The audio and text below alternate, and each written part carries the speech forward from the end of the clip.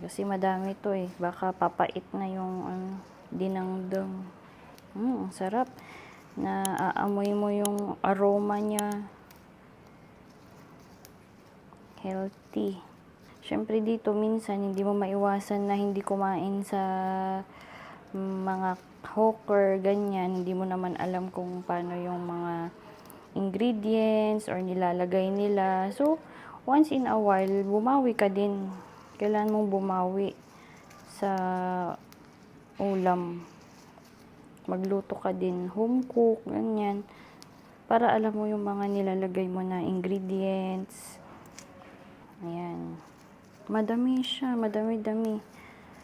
So, makakagawa pa tayo dito ng mushroom na may mais. Madami na to eh. Mga ano din to siguro let's say, siguro mga 4 months din to. Nung tinanim ko, after 4 months, tapos ganito na siya. Mabilis lang to eh. 3 to 4 months, tapos ganito na. Green na green. Tinanim ko lang to sa pot. Meron kami din dating squash naman, kalabasa. Pero leaves lang yung na-harvest ko kasi nga maliit lang yung pot. Sa next, pag bibili ako ng mas malaking pot, pwede na tayong magtanim ng squash. Pero parang mga community ganyan, pwedeng magtanim. Pero syempre nandito tayo sa 7th floor. Kaya yung mga ganito lang yung mga tinatanim ko, mga nagkukurol. Actually, bawal din yung mga nagkukurol. Kaya dapat wag siyang aabot hanggang dun sa yung nakahang na siya. Hindi yun pwede din. May mga rules. So, ayan, medyo naghahay na siya dun sa bintana kanina. Kaya kailangan ko nang i-harvest. Pero madami na din. Madami pa rin siya.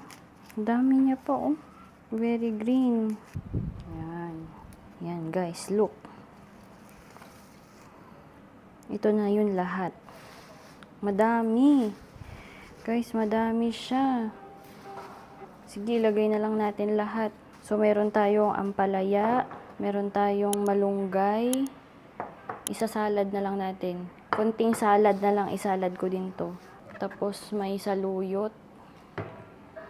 Ating bamboo shoot. Lagyan natin ng kamote para matamis. May balance. Mag-balance siya. Yan. Tapos kamatis. Okay.